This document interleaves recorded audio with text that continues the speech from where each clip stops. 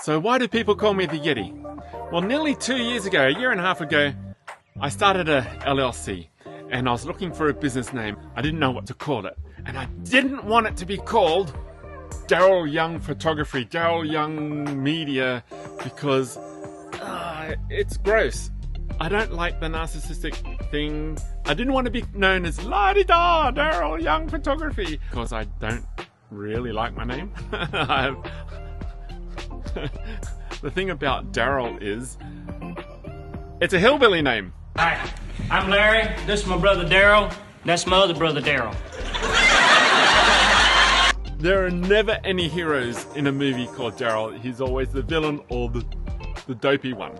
I wanted to go with a mythical creature, and I thought Yeti, and I was just doing some wordplay, and I wanted to have fun, and so I landed on Yeti Groove, and so I called my business Yeti Groove Media. And so when I started doing a podcast with Holly, we didn't know what we'd call the podcast name, and Holly says, we'll call it the Holly and Daryl Show. Right now it's just the Holly and Daryl Show. And I wrote to her sometime later, says, how about Holly and the Yeti, because of the issues I have with my own name. And so after the very first video where we called myself Yeti, getting ready for tip up, I was flying out in the lake and I had my goggles on, so you wouldn't be able to recognize me if you knew what I looked like.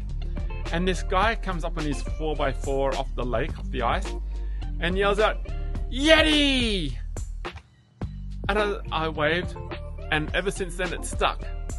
And so, Yeti it is.